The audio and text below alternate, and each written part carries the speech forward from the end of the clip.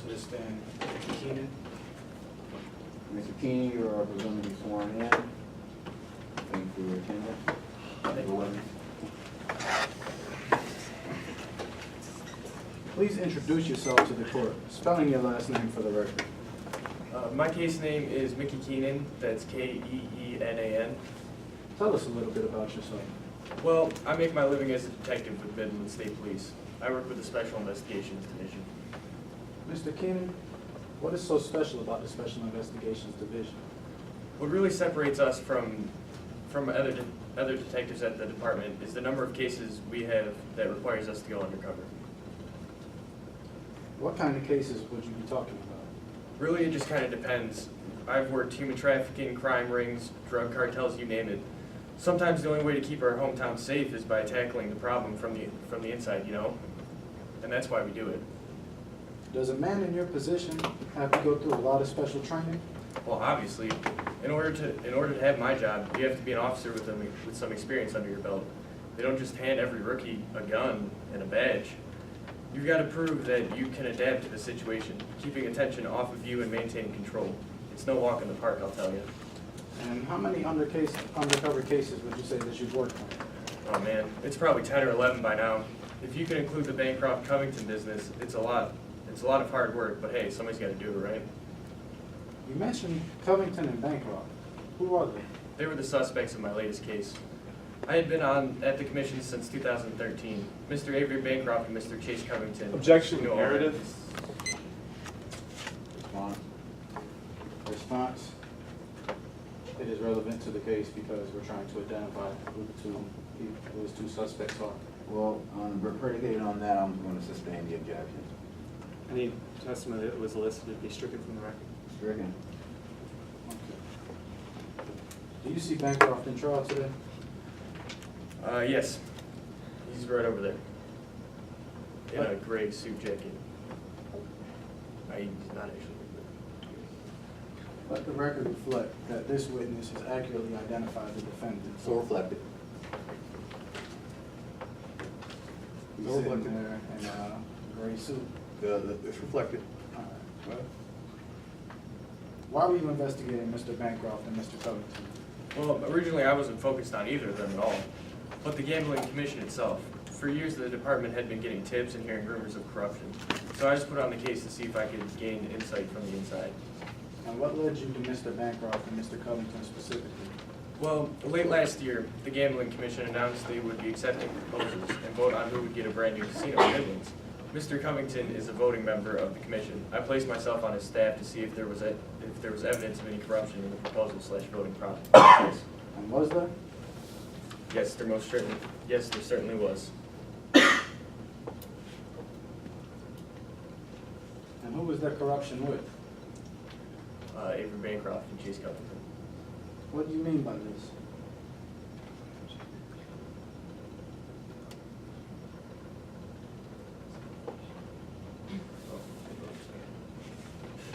Objection to speculation as to the corruption that was in Covington's organization. Response.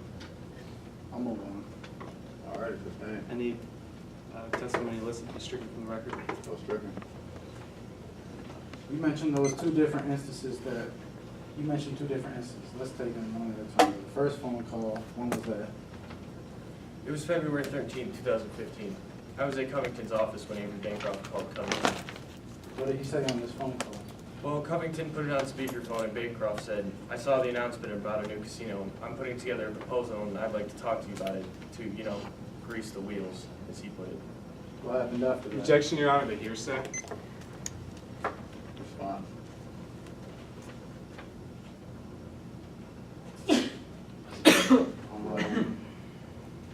Confer with co-counsel. Bless you. Go ahead.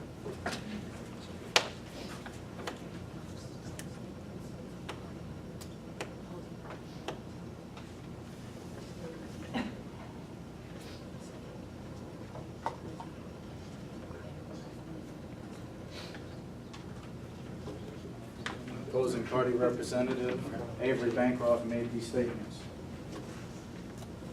You respond to that? No, Your Honor, I respect it. Overruled. Go ahead. So what happened after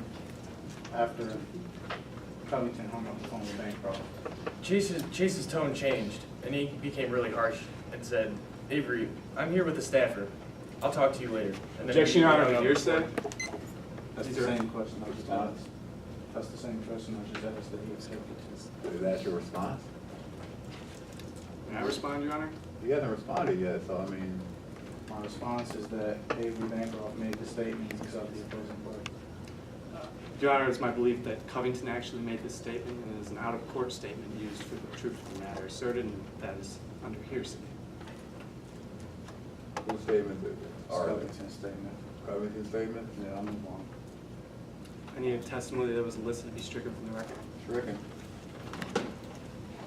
So in the April 13th meeting between you, Bancroft, Covington, and Hyde, what happened in this meeting?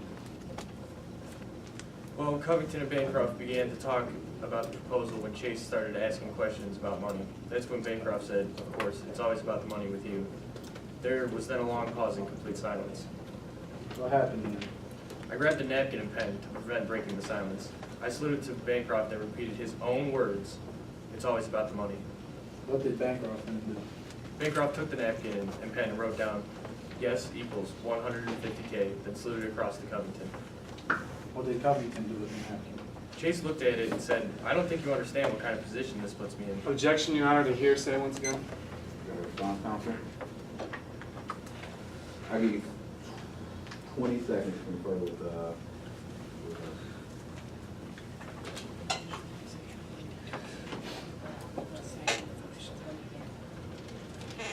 I'm not using it for the truth of the matter asserted, we're using it for the effect of the listener. response. That is true, then I will allow it, but if it is not, may I reinstate my objection? You can reinstate your objection if you feel that it's going further than what is the effect on the listener. Proceed. Yes, Your Honor. Would you recognize this napkin if I showed it to you? Yes. May I approach the opposing party?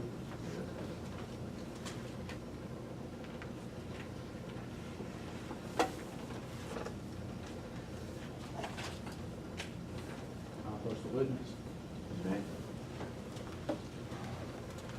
The record reflects that you're approaching the witness with defense, what, one?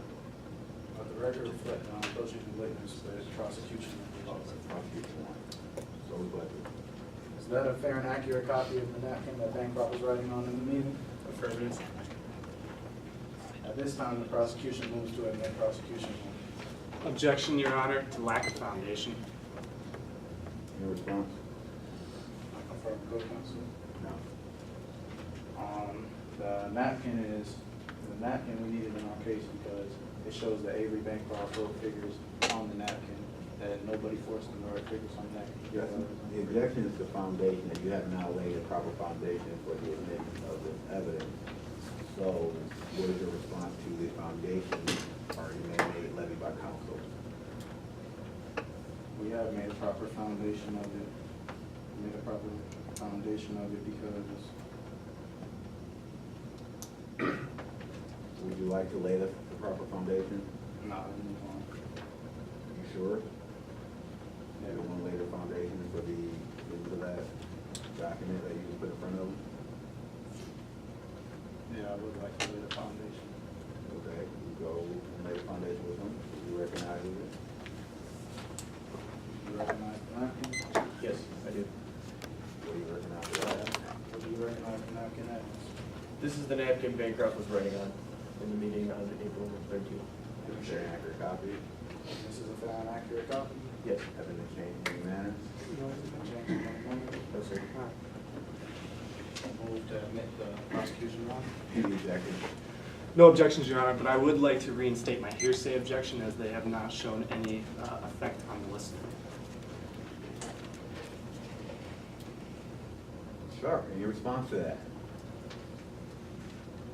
It does have effect on the listener because that napkin shows that Avery Bancroft was the one who in fact wrote dollar figures. Who was the one that brought up dollar figures in the meeting and that nobody forced him to do so. How does that affect on the listener? I'm not sure. Or do you have any other reason why that should be in? We wrote it down? We'll move on. Okay.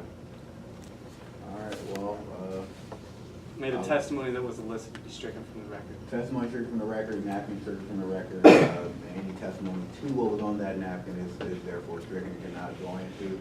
And the jury will be instructed to disregard any mention of the napkin or any mention of $150,000. Go ahead. What day did this meeting take place? April 13th. Did you have any more meetings between Avery Bancroft and Chase Covington?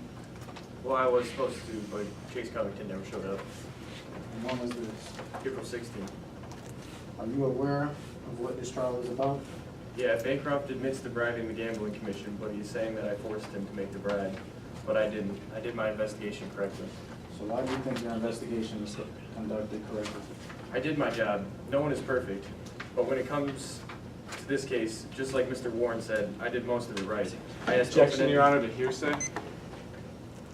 Response.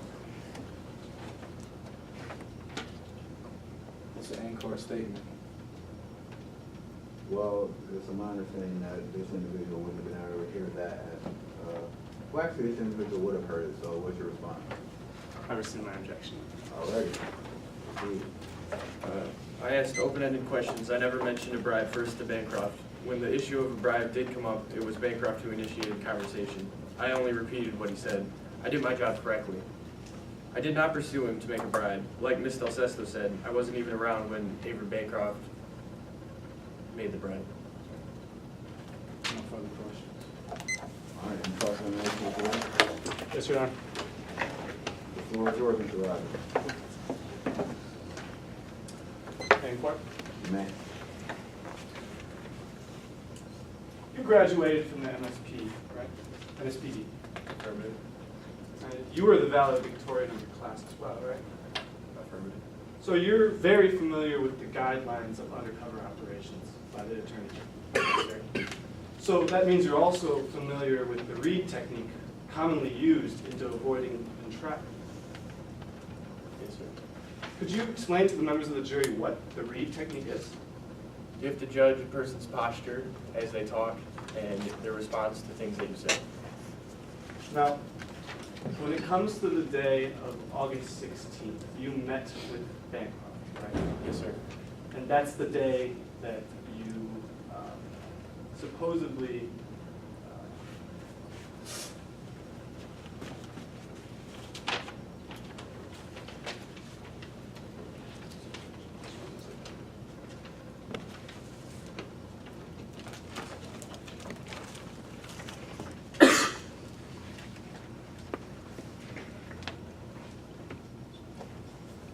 I'm sorry, on March 31st, you had Hyde set up a meeting between himself, you, and Bancroft, right? Yes. And you met with Bancroft to talk about the proposal before Covington. Right? Yes, sir. Now, when Covington learned about this meeting, he didn't express to you that you needed to know about Bancroft's proposals stacked up against other proposals. Can you restate the question, sir? When Covington learned about the meeting, he didn't express to you that he needed to know how Bancroft's proposal stacked up against other proposals.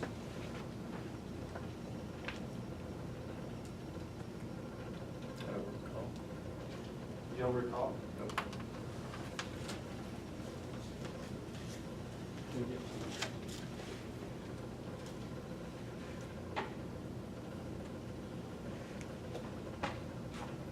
May I approach opposing counsel with the witness's affidavit? You may.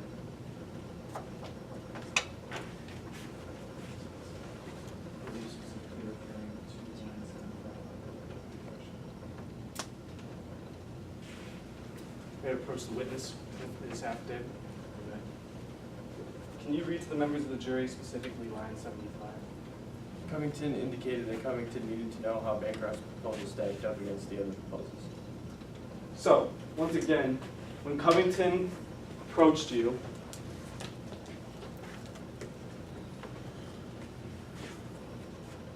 he expressed that you didn't need to know how Bancroft's proposal stacked up against the other proposals. Yes. Now, when you asked him if he would accept something off the books, he didn't yell at you. He did. And over the next few weeks, Hyde started getting cold feet, correct? Yes, because his boss was Avery Bancroft, he wants to throw the boss under the bus. But- He was glad to help me. Mr. Keenan, you then again threatened him. Well, he's not on trial today. But Mr. Keenan, directing you back to my question, you did threaten him again. Yes, I threatened him with things that he did in Las Vegas. May I approach the witness and collect his affidavit? Yes. I have no further questions at this time, Your Honor.